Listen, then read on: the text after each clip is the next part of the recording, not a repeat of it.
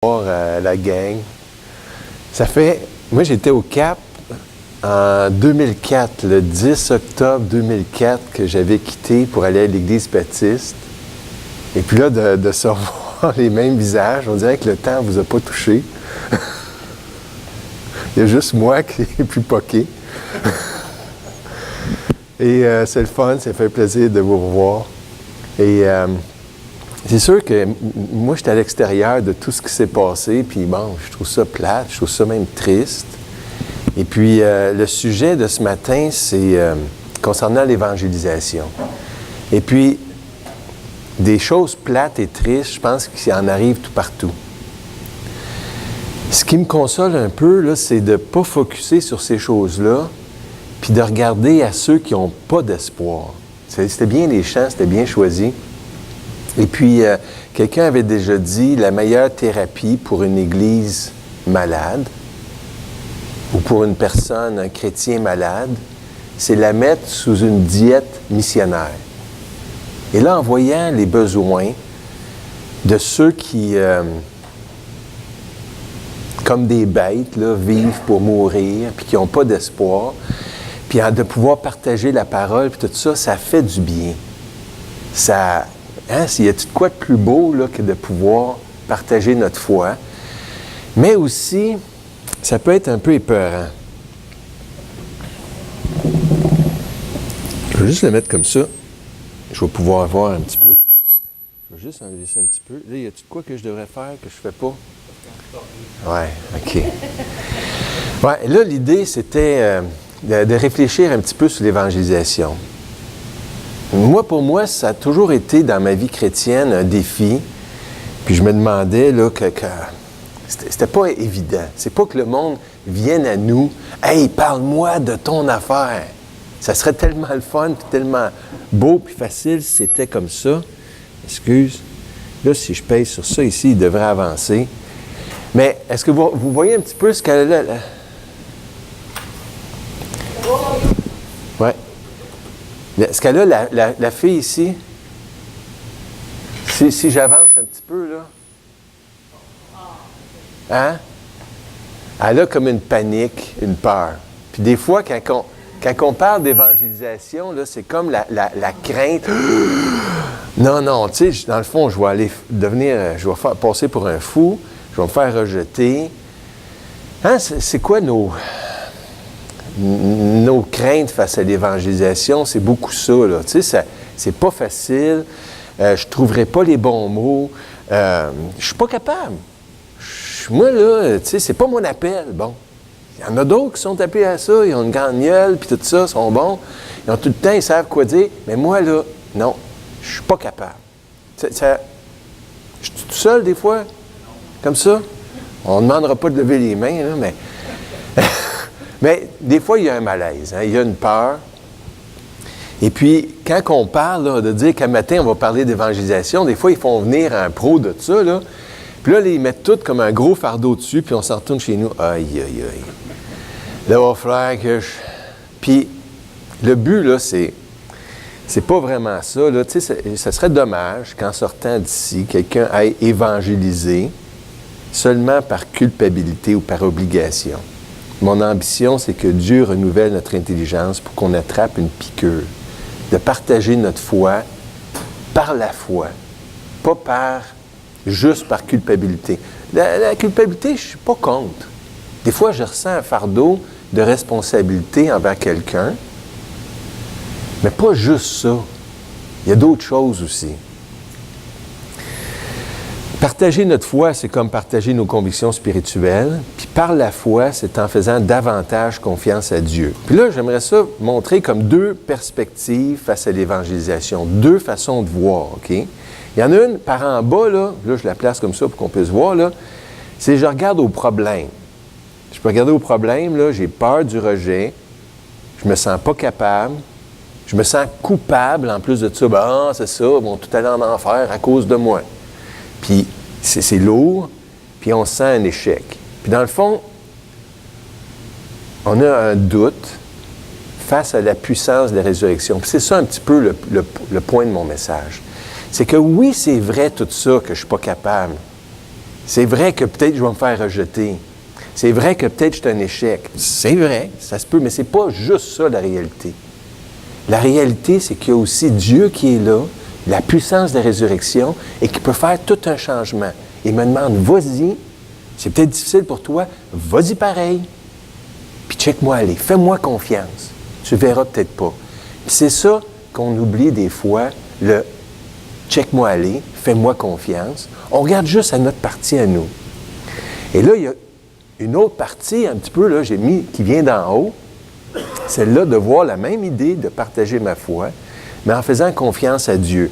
Puis là, j'ai 4 points, 4 principes. Dans le fond, c'est juste pour nous amener à réfléchir. Quand j'aimerais ça qu'on pense à matin pour ce... Des fois, moi, j'oublie tout ce volet-là d'évangélisation, puis il faut que j'y revienne. Puis le message, c'est peut-être un petit peu pour ça, pour nous rappeler ça, pour nous encourager à évangéliser davantage.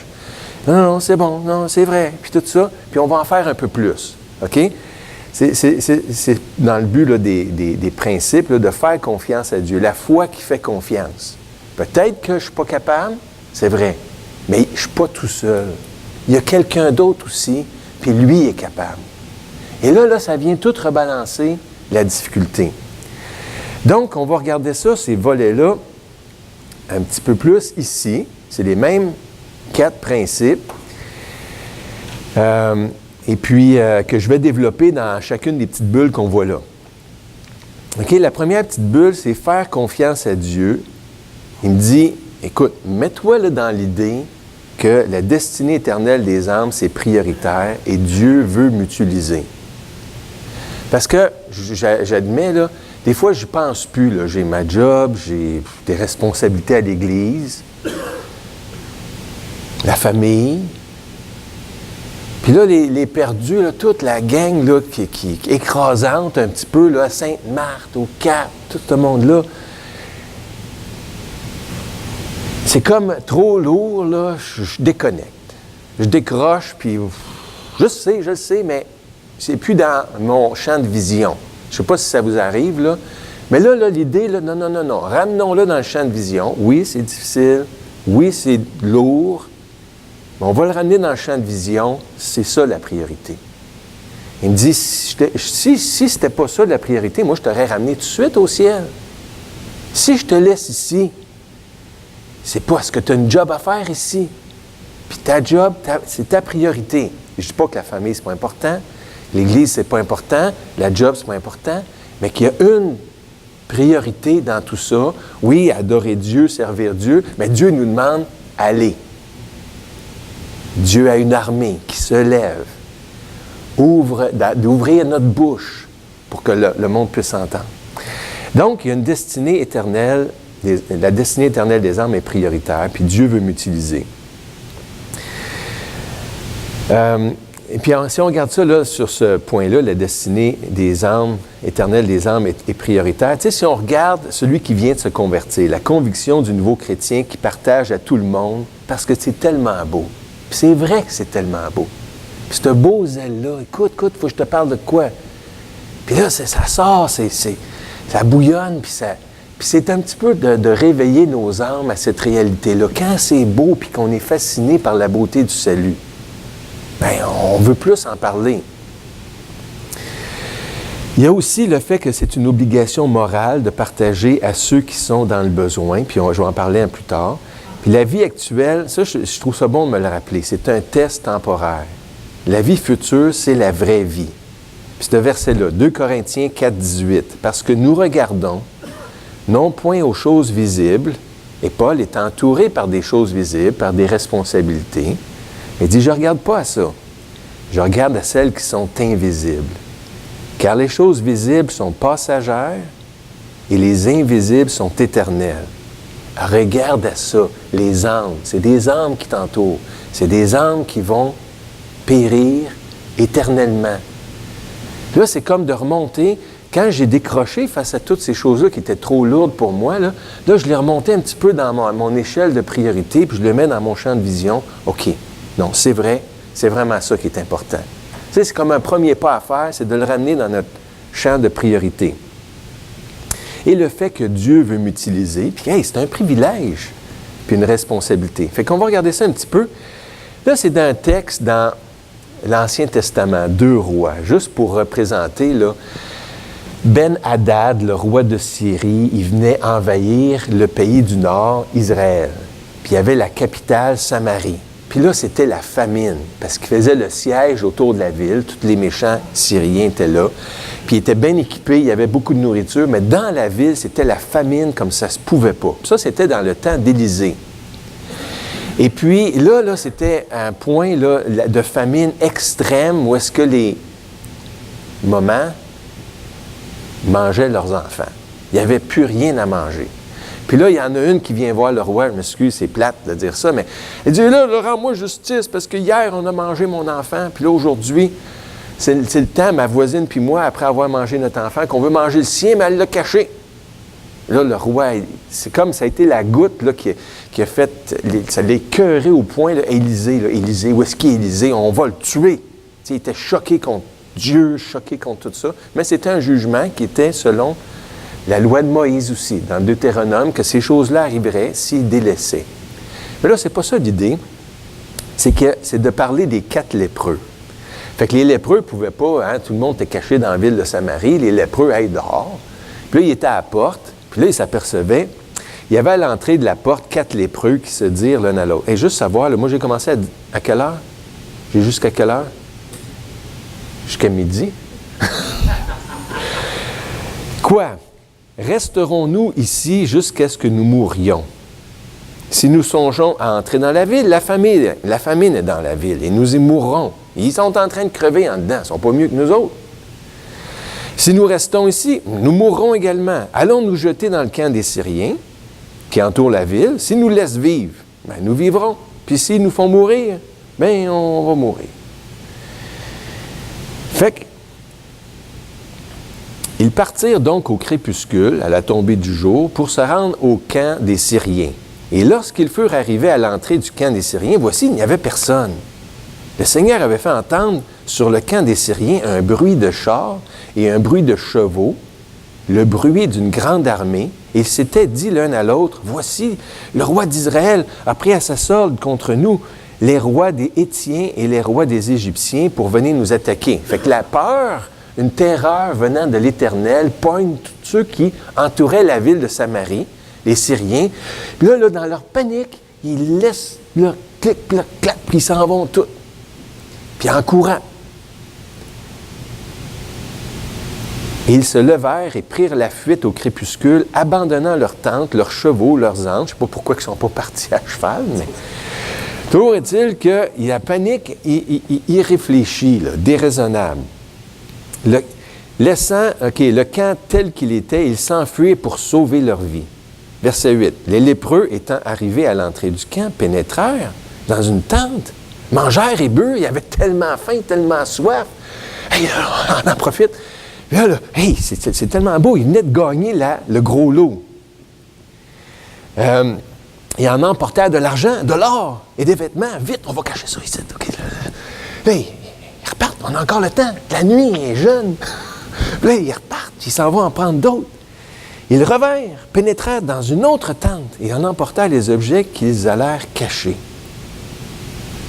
Puis, ils se dirent l'un à l'autre. Fait qu'en faisant cette frénésie-là, l'excitation, tout d'un coup, leur conscience leur parle. Nous n'agissons pas bien. Cette journée est une journée de bonnes nouvelles. Si nous gardons le silence et si nous attendons jusqu'à la lumière du matin, le châtiment nous atteindra. C'est pas correct, là. Quelque part, même dans la conscience d'un lépreux qui avait été rejeté, puis tout ça, une bonne partie des années de temps, la conscience leur parlait de dire, c'est pas correct, là, ce qu'on est en train de faire, les boys. Là, on pense juste à nous autres. On sait, ça meurt de faim dans la ville. Et si j'attends jusqu'à ce que le soleil se lève, le châtiment nous atteindra. Venez, maintenant, et allons informer la maison du roi. Et puis, c'était un sentiment où est-ce que, c'est ça, la conscience te parle. J'ai pas le droit de faire ça. Vous voyez un petit peu le parallèle avec l'évangélisation? Il y a une famine. Les gens meurent de sens, meurent d'espoir, meurent de faim. Nous autres, on trouve le gros lot. On s'approprie un petit peu, on est tout excités et tout ça. Puis là, à un moment donné, c'est de ramener ça à notre conscience, de dire « Hey, pas correct, ça. » Oui, mais c'est merveilleux ce qu'on a fait, là, puis comme lépreux, tu as besoin d'un petit coussin quelque part. Mais les autres aussi, là, sont en train de crever. Une journée de bonnes nouvelles. Et puis, il va y avoir la lumière du matin qui va se lever. Puis si j'attends je reste ça, avec cette bonne nouvelle-là entre les mains sans l'avoir partagée, j'ai des problèmes. Je suis dans le gros chenoute. Je ne peux pas garder ça, la bonne nouvelle, juste pour moi. Et ils partirent et appelèrent les gardes de la porte de la ville auxquels ils firent ce rapport. Nous sommes entrés dans le camp des Syriens. Voici, il n'y a personne, on n'y attend aucun homme. Il n'y a que des chevaux attachés, des ânes attachés, les tentes comme elles étaient. Les gens de la porte crièrent et ils transmirent, blablabla. Ça continue. Et c'est donc ce passage-là d'une journée de bonnes nouvelles et qui a une responsabilité morale. Et puis ça, je ne veux pas le mettre de côté. Hein? Les psychologues, là, des fois, là, les sentiments de culpabilité, non, pense pas à ça, c'est pas correct. Non, moi, je ne crois pas à ça. Je pense que c'est normal que le Seigneur nous ait donné cette conscience-là et que la conscience nous parle. Puis des fois, oui, je vais m'excuser parce que je me sens coupable, puis c'est correct. Puis la conscience, le Saint-Esprit me parle. « Hey, c'est pas d'allure ce que tu as fait. Excuse-toi. Répare ton affaire. Ça me tente-tu? Non. Puis si j'écoutais la voix du psychologue qui dit « Fais-toi plaisir, écoute-toi. » Non, écoute, c'est pas bon pour ta santé, là, toute cette culpabilité puis tout ça, il faut que tu chasses ça. C'est mauvais. Laisse ça en 2013, puis là, tu commences en 2014. Oublie toutes ces affaires-là. Non. Et il y en a un sentiment d'obligation morale, je pense qu'il faut l'accepter, le recevoir, en tout cas le considérer, réfléchir, se placer devant Dieu. Et puis, tu sais, c'est quoi l'histoire ici? Hein, le bon samaritain. Et puis, j'ai mis quelques photos comme ça, puis juste voir comment des artistes, c'est une histoire aimée, comment des artistes l'ont dépeint.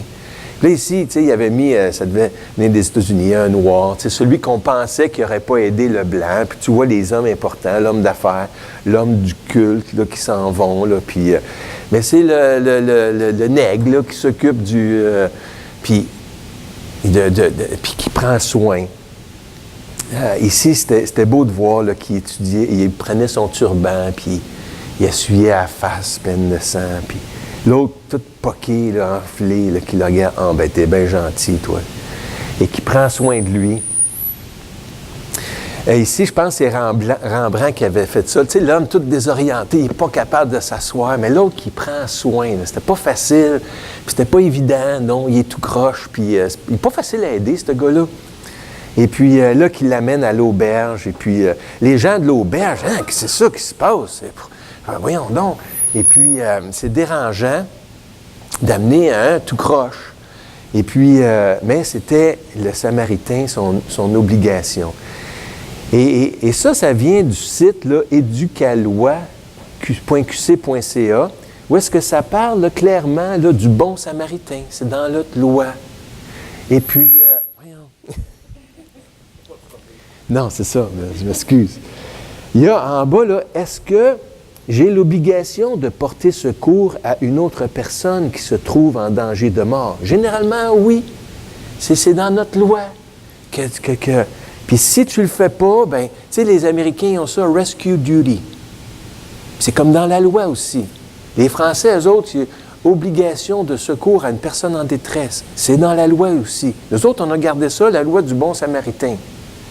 En voulant dire, quand tu vois quelqu'un qui est en besoin, tu as une obligation morale d'aller l'aider. Et moi, ça me fait du bien, comme je disais dans le premier point, là, de remettre ça comme une priorité. C'est vrai. Il faut que je vois les gens d'alentour, ces maisons-là, même si c'est un fardeau pour moi, il faut que je le vois comme étant des âmes dans le besoin. Qu'est-ce que je dois faire pour les aider? Je ne le sais pas. Comment je vais m'y prendre avec mon manque de capacité et tout ça? Je ne sais pas. Mais c'est pas grave, je vais arrêter de vivre comme s'il n'était pas là, dans ma bulle de chrétien. Je veux remettre ce fardeau-là devant moi, puis c'est ma priorité. Si je n'avais pas voulu que tu t'occupes d'eux autres, je t'aurais ramené tout de suite au ciel. Mais si je te laisse là, dis-toi bien que c'est pour une job à faire envers eux autres. Et là, c'est de l'avaler, cette leçon-là. Fait qu'il y a une obligation d'aller et de parler. Allez donc. Le verset qu'on connaît bien. Puis moi, j'aime aussi avant, là, toute autorité m'a été donnée dans le ciel et sur la terre. Allez. Tu n'y vas pas tout seul. Allez donc. Faites disciples toutes les nations, les baptisant au nom du Père, du Fils et du Saint-Esprit, leur enseignant à garder toutes les choses que je vous ai commandées. Puis là, qui est avec vous, je suis avec vous jusqu'à la fin du monde. Il ne nous laisse pas tout seul. Mais, si on enlève tout ça, il y a quand même aller. Puis j'ai pris quelques citations ici. C'est comme des... Je pense que le Seigneur donne des dons à l'Église, des gens pour le service, des gens pour avoir un don pastoral, des gens pour avoir un don d'enseigner. Puis il donne aussi des gens pour avoir le don d'évangéliser, pour nous coacher un petit peu. Ça, c'était comme tous des vrais évangélistes aguerris, là, puis de regarder qu'est-ce qu'ils ont à nous dire, qu'est-ce qu'ils ont à me dire à moi pour m'encourager à me recentrer sur cette tâche-là qu'il me donne ici-bas. Il dit, Oswald J. Smith, « La mission de l'Église, ce sont les missions. » Si vous retirez les missions de la Bible, il ne vous restera plus que la couverture. Tu sais, depuis la Genèse, tu sais, Adam, où es-tu? Dieu qui cherchait celui qui était perdu. Puis jusqu'à la fin, où est-ce que les anges là, annoncent la bonne nouvelle, l'Évangile de Dieu. C'était une priorité, donc, dans la Bible. Dieu n'avait qu'un seul fils. Qu'est-ce qu'il a fait de ce fils-là? Il en a fait un missionnaire. C'était la priorité. Il l'a donné, il l'a envoyé en mission. J'aime celui-là ici, du même gars Smith, là. Toute Église qui n'est pas sérieusement impliquée à aider à remplir la grande commission a abandonné son droit biblique d'exister. Je vais la relire. Toute Église qui n'est pas sérieusement impliquée, fait qu'on met nos énergies, on met notre priorité à remplir la grande commission, a abandonné son droit biblique d'exister. C'est comme si le Seigneur disait, donc, tu ne penses pas aux autres, tu penses à je ne sais pas trop quoi, mais tu es centré vers tes besoins à toi. Mais là, pourquoi je te laisse là d'abord? Pourquoi est-ce que tu devrais exister comme Église? Parce que la mission que je t'avais laissée, ce n'est pas envers toi, c'est envers les autres. Je vais avancer un petit peu plus vite. Donc, il y a une obligation d'aller et de parler. Fait que si on revient, ça c'était le premier principe, que oui, c'est une obligation, mais tu n'es pas tout seul. C'est le deuxième point qui va développer cette idée-là, de faire confiance à Dieu parce qu'il va intervenir. Et là, c'est juste de dire, moi, ce qui m'arrête des fois, c'est que je ne suis pas capable.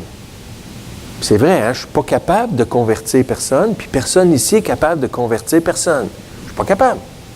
Et là, ce qu'on en déduit, si tu n'es pas capable, laisse quelqu'un d'autre de capable.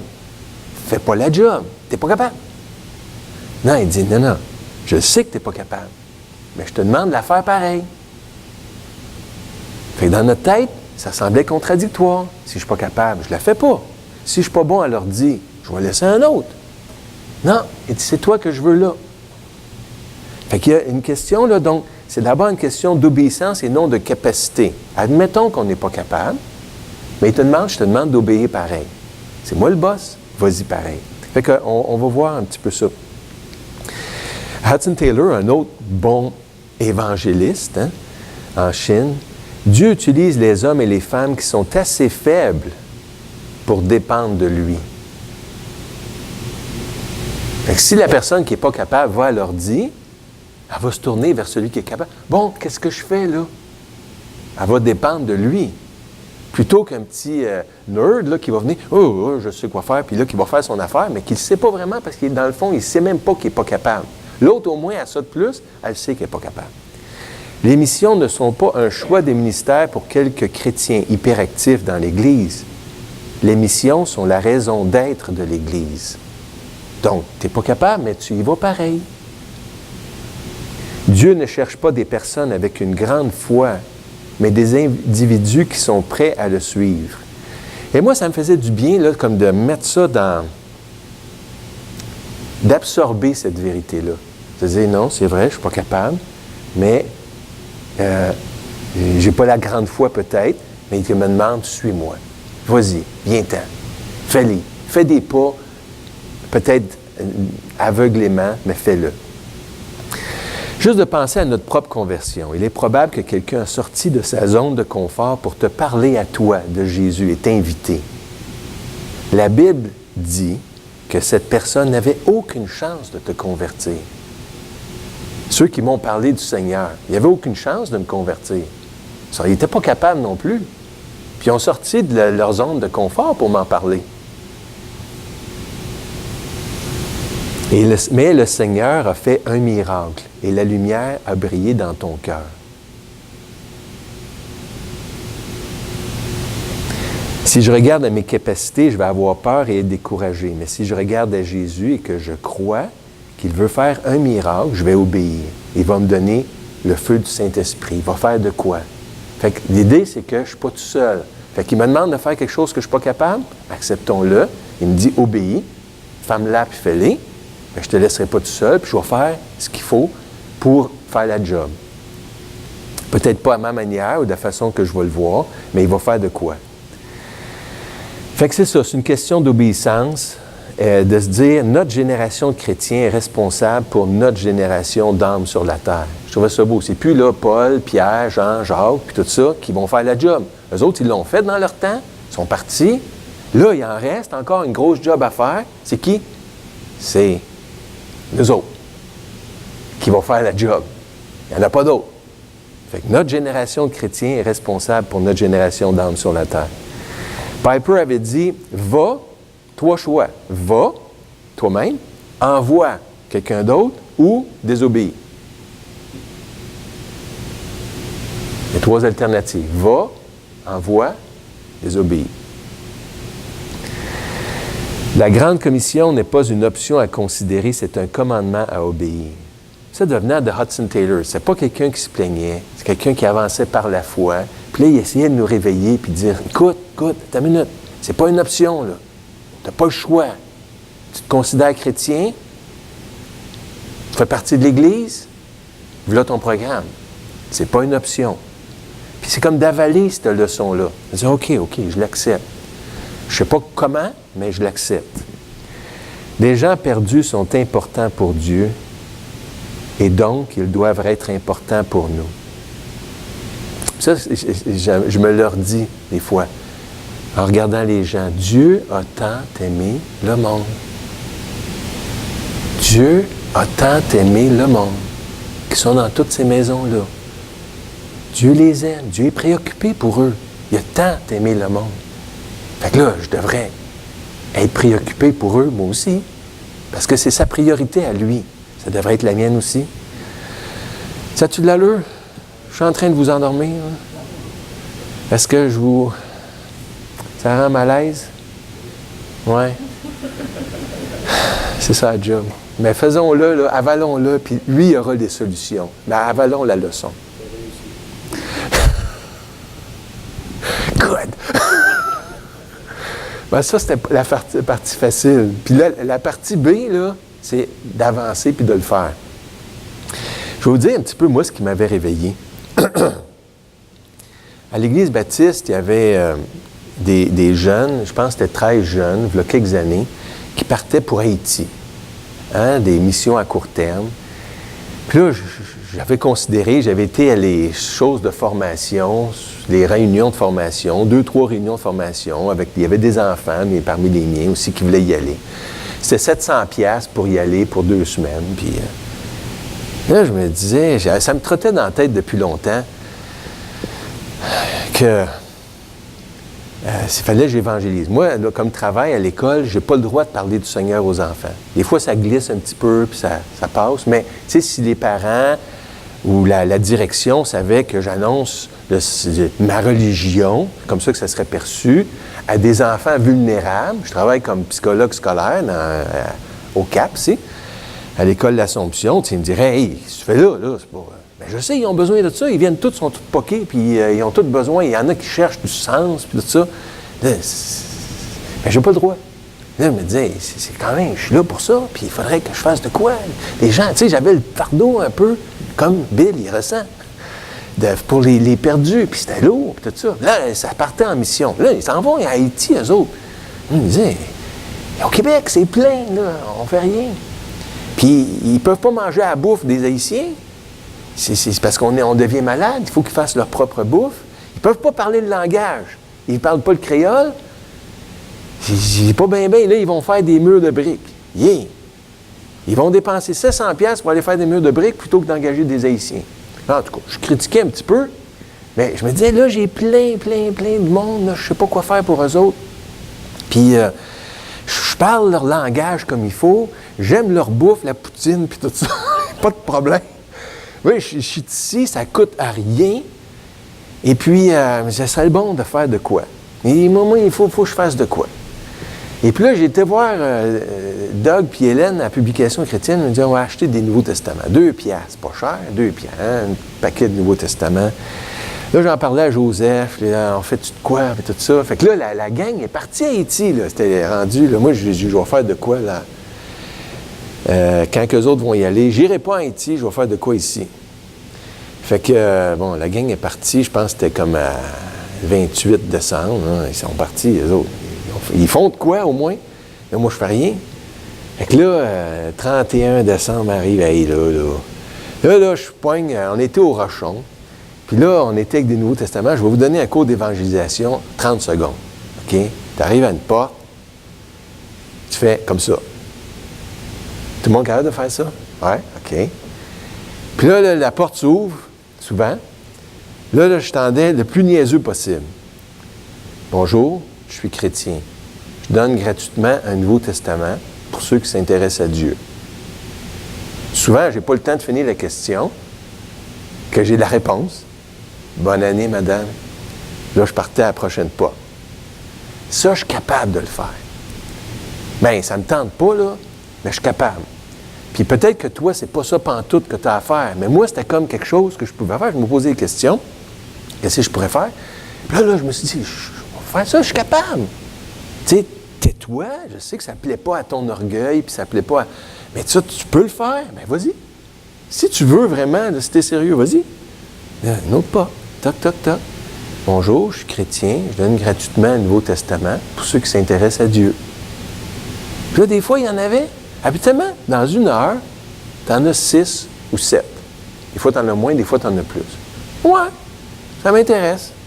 Blanc, ferme la porte. Des fois, c'est bizarre parce que c'est comme s'il t'attendait, puis il savait que tu allais. C'était normal que quelqu'un venait. Ouais, merci, puis là, il ferme la porte. Comme si c'était normal. On a pu jaser un petit peu. Non, ils ne veulent pas jaser. Correct. Mais le petit peu que je peux, c'est comme fait.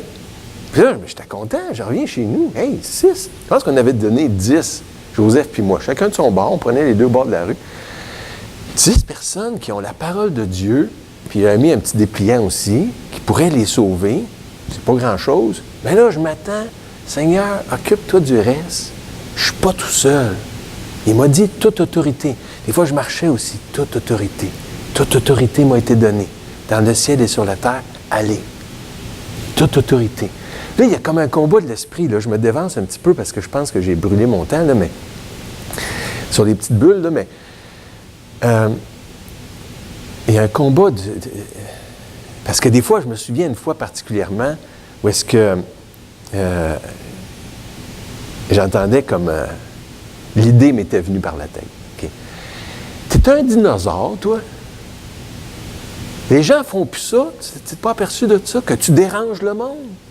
Regarde comment ils se sentent. Ils se sentent coupables quand tu es là devant la porte et que tu leur parles de religion.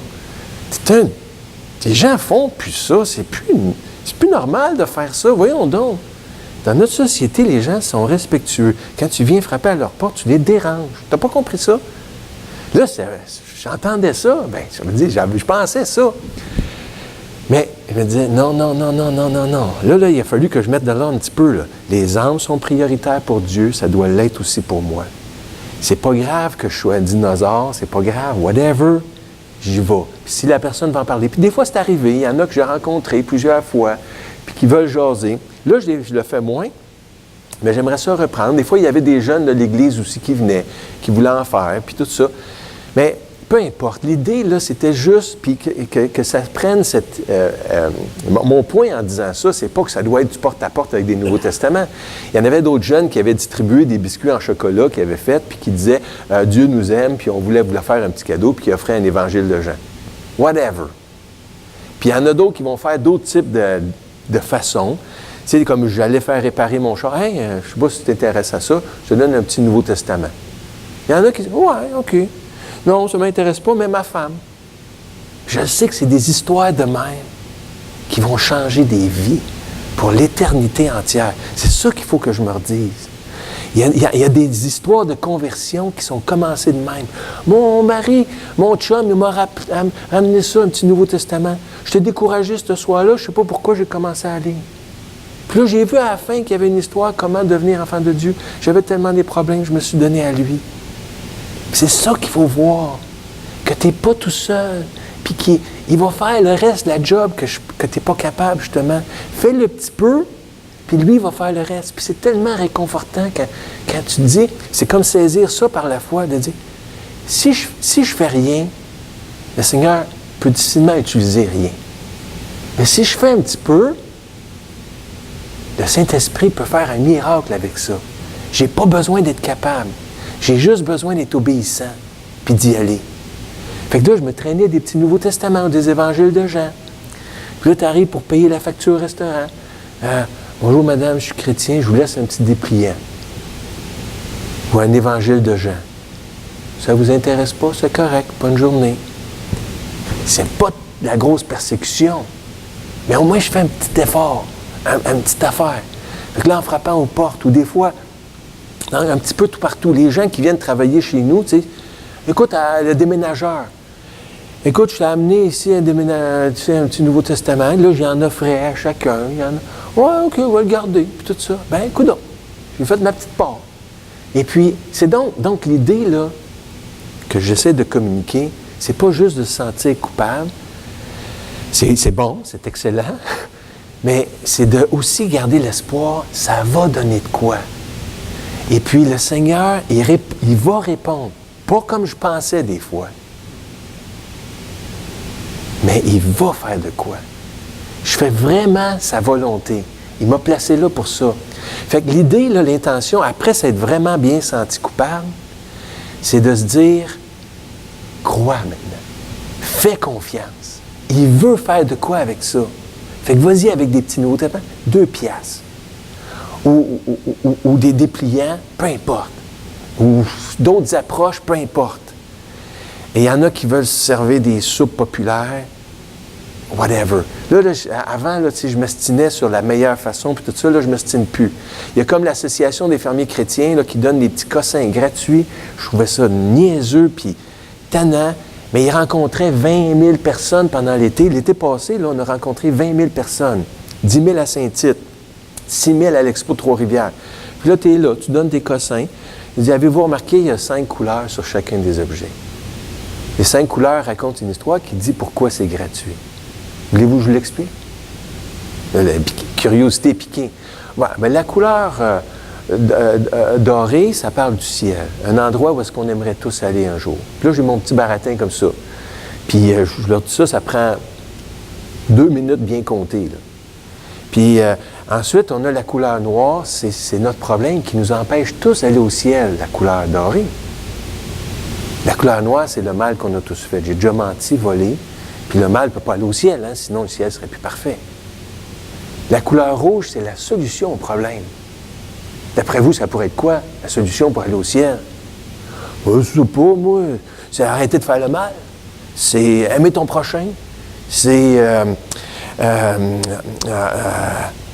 écoute, la couleur rouge, ça parle de l'amour de Dieu qui nous a vraiment aimés, qui a donné son Fils pour nous, qui est mort sur la croix. Hein? Ça, tu le sais? Oui. Mais c'était pour payer pour le mal qu'on a tous fait, la couleur noire. Puis ça, c'est un cadeau. C'est pour ça qu'on fait des cadeaux aussi. Si j'accepte ce cadeau-là de Dieu, je peux être la couleur blanche, pardonné. Et là, je pourrais aller au ciel un jour sur cette base-là. Regarde, elle est tout blanche. Avant, elle était tout noire, elle ne peut pas aller au ciel. Tout blanche, je peux aller au ciel. Puis la couleur verte, ça parle de croissance. La vie chrétienne, c'est pas juste connaître des petites couleurs. C'est aussi d'être transformé. Si tu lis la Bible, si tu pries, si tu te réunis avec des gens qui aiment Dieu, tu vas grandir. C'est ça, l'histoire des 5 couleurs. 20 000 personnes, comme ça, qui ne venaient pas. Ils ne s'attendaient pas à ça. Un petit dépliant. Avez-vous un Nouveau Testament chez vous? On a donné, comme je pense, 4-5 000. Cet été, Nouveau Testament. Bon. Là, c'est les gens qui viennent à nous. C'est qu'une petite affaire. Là, on me dit, ça serait plate de ne pas en profiter d'une occasion comme ça. Ça marche. Combien de temps ça va marcher encore qu'ils vont nous accepter d'un Trois-Rivières en blues puis des affaires comme ça? Je ne sais pas. Mais là, ça marche. C'est comme des possibilités. Fait que moi, je vais être là à toutes ces affaires-là. C'est ça ma job, ma mission. Fait que là, ça a été bon que je me sente coupable puis que je sois recentré sur mon fardeau, peut-être lourd, d'être un bon samaritain envers ceux qui périssent. C'est une journée de bonnes nouvelles. Si nous attendons à la lumière du matin, la colère nous atteindra. Fait que là, OK. Fait que là, toutes les occasions que un ou l'autre, c'est pas grave. Pourvu qu'on annonce et qu'on remette, c'est correct. Là, je vois juste, parce que je pense que j'ai vraiment brûlé mon temps, là, mais finir avec une autre affaire. Une petite bande dessinée, OK, juste pour le fun. Juste pour ça. C'est une histoire que j'aime beaucoup. C'est quelqu'un qui fait du porte-à-porte, justement, et qui... une petite bande dessinée pour conclure, OK? C'est-tu correct? Trop longtemps inaccessible. Il s'est fermé. Il s'est fermé? Mais mon ordi marche, moi, je le vois. Ah, OK. C'est ça, j'ai parlé trop longtemps.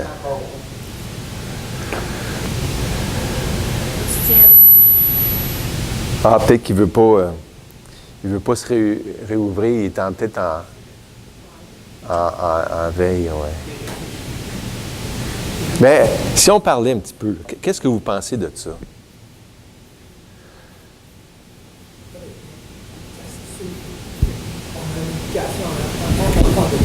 Puis quelle sorte de débouché que ça pourrait prendre?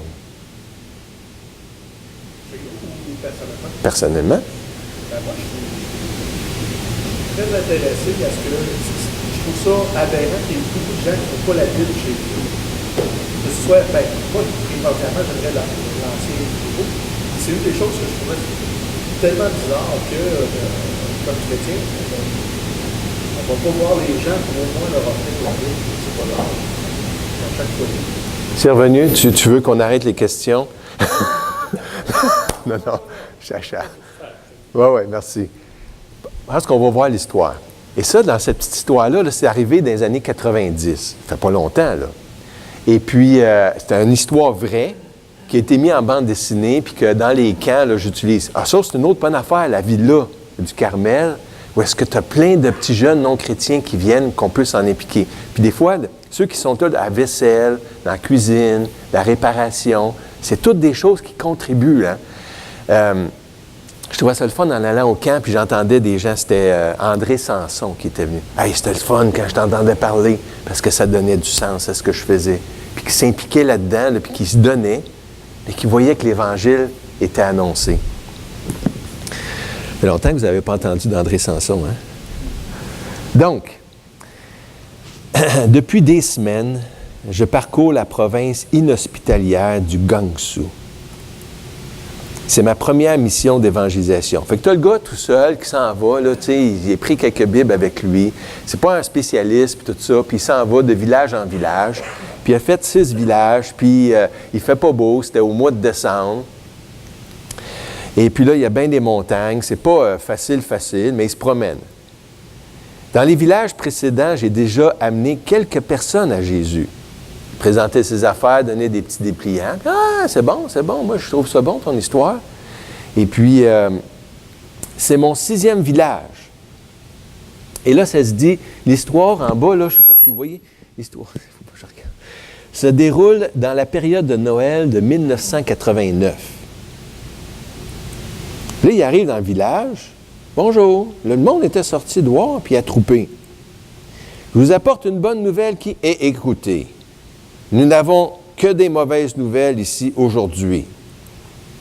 Un couple s'est fait voler son bébé. L'enlèvement d'enfants n'est pas rare en Chine, où les couples n'ont le droit d'avoir qu'un enfant. Pourrais-je voir ce couple? Fait que là, lui, il ne sait pas. C'est un chrétien de bonne foi, il s'est pris quelques Nouveaux Testaments ou des dépliants. T'sais. Il s'en va, je vais y aller, mais il n'est pas capable, mais il est obéissant. Puis il s'en va là-bas, puis lui, il s'attend, il dit, le Seigneur va faire de quoi? OK? Prenons ça comme modèle un peu pour nous. Tu n'es pas capable, mais tu es obéissant, puis là, tu te dis, le Seigneur va faire de quoi? C'est garanti qu'il va faire de quoi? Je ne sais pas quoi. Fait que là, lui, il se dit, pourrais-je voir ce couple? Allez-vous-en, on n'a pas besoin de vous ici, fichez-nous la paix et partez. Je n'ai jamais été reçu ainsi. Dois-je reprendre ma route? Là, il se dit, moi, là, coudonc, le Seigneur m'a mis ça à cœur d'y aller. Mais là, le Seigneur, c'est Dieu de l'univers. Puis c'est pas pour rien que j'ai ça à cœur. Puis en tout cas, je comprends que c'est pour moi aussi. Qu'est-ce que je fais, là? Ils me mettent à la porte. Conduisez-moi chez ce couple. Je vous en prie. Je pourrais peut-être l'aider. Là, la gang le regarde, puis OK. Quelqu'un veut-il? Hey! Là, il s'approche, c'est « Suis-moi ». Mais nous n'aimons pas les curieux. J'espère que tu partiras vite après. Là, c'était un village un petit peu spécial. Là, il rentre là-bas, on voit le couple assis, là, puis c'était pas Jojo. Je comprends votre terrible chagrin. Peut-être qu'il se disait, je ne sais pas quoi faire. Moi, je ne suis pas un spécialiste, je ne suis pas capable. Mais j'avance, par obéissance. Je connais quelqu'un, là, il va dire son affaire. Et moi, je connais Dieu. Tu sais, je connais quelqu'un qui pourrait vous aider. C'est Dieu. J'aimerais le prier pour vous. Et il dit ça. Il n'y a pas de réponse. Il part à prier. Cher Père céleste, il y a bien longtemps, en ce moment de l'année, tu as envoyé un enfant dans le monde et tu nous as sauvés. Aujourd'hui, nous te demandons de nous ramener l'enfant disparu et de délivrer ce village de la tristesse qui l'étreint. Amen. Pas une longue prière, il n'était pas capable de faire des longues prières. Il fait comme ça sort, il dit comme ça sort, il dit, là, tu m'envoies là, je vais prier pour ça, parce que là, ça a l'air que c'est le besoin, puis c'est ça qui m'empêche d'annoncer l'Évangile. Là, le papa, il dit, « taisez-vous et partez. Nous avons déjà prié nos dieux, il ne s'est rien passé. Pourquoi le vôtre ferait-il mieux? » Là, c'est comme ça a piqué leur orgueil. « Ah ouais, scram, tout vite. » Puis là, dehors l'étranger. Puis là, quand tu travailles dans une gang qui apprennent tout le kung-fu, jutsu, puis tout ça, là, tu te fais brasser, là, nous n'avons que faire de ton Dieu, pif, paf, puis là, les bites dans la neige, puis regarde-les, le gars en jaune, là, il vient de faire sa job, karatéman, puis il repart. Et là, tout d'un coup, il était lourd. Il avait de quoi sur le cœur, là, il a dit, c'est quoi la joke? Puis là, c'est des fois comme ça, le Seigneur qui nous visite. Puis là, j'ai besoin d'une toque avec toi, Seigneur. Ça marche pas. Il lève ses mains. Seigneur, ai-je prié en vain? Là, moi, tu m'envoies ici, là. Moi, j'ai été par la foi. Tu sais que je ne suis pas capable. Puis là, je t'ai prié. J'ai essayé d'obéir, là. C'est quoi?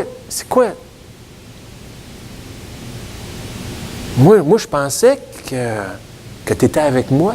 Puis, en tout cas, il n'a pas dit ça, mais c'était comme des doutes. Mais c'est ça, ai-je prié en vain?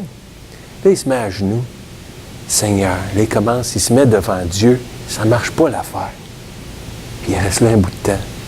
Puis tu vois la neige qui s'accumule sur ses épaules, il reste là un bout de temps. Moi, je ne démarre pas. Là, ça va se régler ici, tu retournes à la maison, ben donc. Et puis là, c'est comme le Seigneur lui parle. Tu sais, c'est pas des voix, là, tu sais, mais toi, le Fils de Dieu, tu es venu dans le monde en sachant que tu serais méprisé, battu, chassé, incompris et finalement crucifié. Puis moi, ce qui me touche, c'est que, tu sais, quand je dis, là, on n'est pas capable, mais c'est une question d'obéissance, il dit, je sais que tu n'es pas capable, vas-y pareil. Il ne nous demande rien que lui-même n'a pas accepté pour lui-même. Jésus l'a fait. Tout ce qu'il nous demande, il l'a fait lui-même. J'ai été méprisé. J'ai été rejeté. Vous autres aussi, vous allez l'être. Je te demande pareil. Vas-y. Et là, il pense à ça.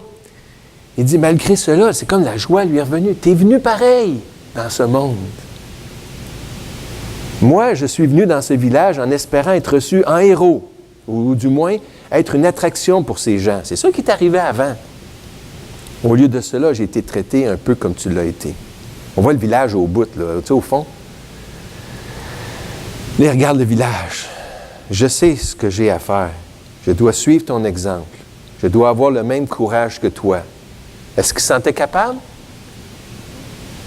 Est-ce qu'il se sentait intéressé à y aller? Non. Tout ce qu'il y avait, c'était juste l'obéissance. Tu me le demandes, je n'ostine pas, c'est toi le chef. Je dois retourner au village, tout en sachant que j'y serai méprisé. Mais je tremble de peur. C'est dangereux. J'ai encore les bras et les épaules meurtris des Fujitsu, Kung Fu. Que vais-je leur dire? Je ne sais pas, je ne sais pas. Moi, je ne suis pas un expert. Je suis un petit chrétien normal. Je sais-tu, moi? Les longues prédications, je ne suis pas capable. Tout d'un coup, ouais! Un bébé, mais où est-il? Puis là, il y a un vieux puits. Ouais! Ah! Seigneur, loué sois-tu. Ouais! Bien, c'est sûrement le bébé volé ce matin. N'aie pas peur, je vais te réchauffer. Ouais! Voilà l'explication. Les ravisseurs, les voleurs, se sont aperçus trop tard que tu étais une fille. Ils t'ont abandonné là. Les couples qui financent ce trafic ne veulent que des garçons. Les filles l'ont laissé, ça n'a pas de valeur. Fait que le voleur, plutôt que de le ramener aux parents, il a préféré le laisser mourir de froid, puis sauver sa peau. Et là, il est revenu. La gang était là, il l'attendait. Qu'a-t-il donc dans les bras? Il ne dit pas un mot. Le bébé, c'est le bébé, il est vivant. Il ne dit pas un mot. Il traverse la gang du village qui venait de le battre. Il savait que le Seigneur était en train d'agir. Puis c'est ça qu'il faut accepter. On ne le verra peut-être pas, mais il est en train d'agir. C'est ça que par la foi, l'évangélisation ne sera plus aussi terrifiante. Oui, ça va l'être. Ça ne sera plus aussi culpabilisant. Oui, ça va l'être. Mais il va y avoir un espoir. Le Seigneur, je ne suis pas tout seul. Il va faire de quoi? Il est bon, le Seigneur. Il va faire un miracle. Je ne le verrai peut-être pas, mais il va faire de quoi, c'est garanti. Puis là, il y avait le beau jeu. Il revenait avec le bébé. Il ne dit rien. Il rentre dans la maison. Il ne dit rien. Mon bébé! Mon beau bébé! Puis là, le papa qui dit, venez vous réchauffer. Racontez-nous, qui est ce Dieu que vous avez prié? Tout le village est là. Quelle invitation! Je suis là, hôte honoré, face à une trentaine de villageois qui attendent en retenant leur souffle d'entendre l'Évangile. C'est beau, hein? Eh bien, il est venu sur la terre sous la forme d'un petit bébé. Et là, il annonce l'Évangile de Jésus-Christ. Juste à cette époque de l'année, il y a 2000 ans, là, tout le village s'en vient pour entendre l'histoire. Cette même nuit, le couple a cru en Jésus. Et là, en quittant le village, moi aussi, j'ai appris une grande leçon. Je ne suis passé à portée de la voix du bébé que parce que j'avais déjà repris le chemin du village. le chemin de l'obéissance. Ça ne tentait pas, mais il obéit. Le Seigneur veut juste, fais juste ça. Obéis-moi. Je le sais bien que tu n'es pas capable. Obéis-moi. Vas-y. Offre-en un petit Nouveau Testament. Passe pour un fou peut-être, c'est pas grave. Parle un peu. Toi, tu sais-tu qu'est-ce qui se passe plus tard, après? T'aimerais-tu ça le savoir, qu'est-ce que Dieu a fait pour qu'on puisse aller au ciel? Je veux rien savoir. Comme mon copain de travail. Ouais, je verrai bien quand je vais être arrivé. Je m'essaye. Un petit peu comme ci, un petit peu par là. Moi, je me dis au Seigneur, je suis un niaiseux, je ne suis pas capable. Fait que je vais aller avec des petits Nouveaux Testaments. Toc, toc, toc. J'ai peur. Bonjour, je suis chrétien. Ça, je suis capable de le dire. Même des fois, je me mélange dans ce que je dis. Une phrase, je me mélange.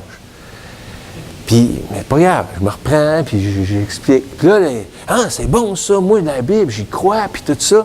Puis des fois, je ne sais plus quoi dire. Je suis tout surpris que là, ça l'intéresse, puis bonne journée. Puis là, je repars. Elle me dit, c'est pas grave.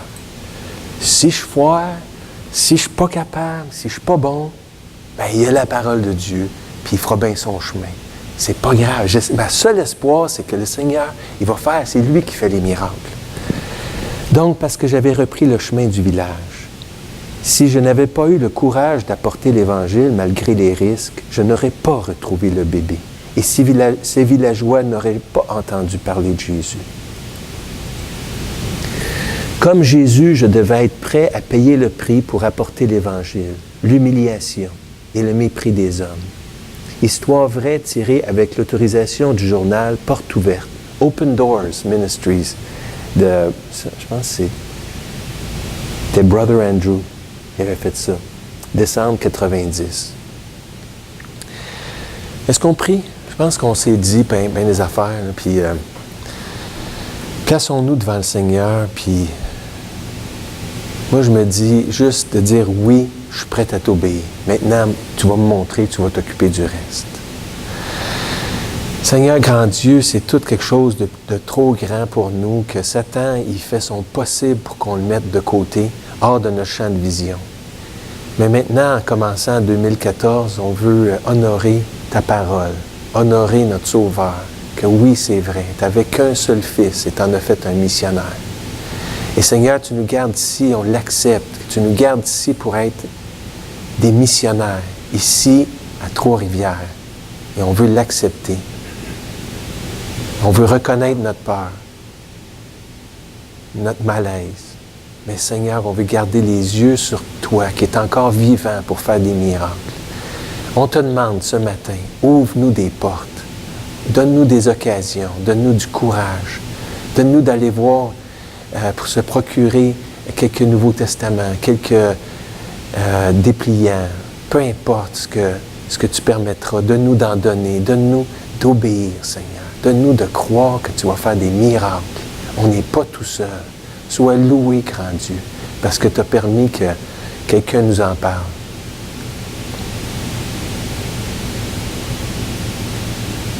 Et donne-nous de participer. C'est un privilège. Ouvre nos yeux sur ce privilège-là, d'être co-ouvrier avec Jésus-Christ, de s'employer, de perdre notre temps, comme le monde dirait, avec l'Évangile. C'est notre gloire, Seigneur. Dans le nom de Jésus-Christ, notre Sauveur, qu'on te prie. Amen.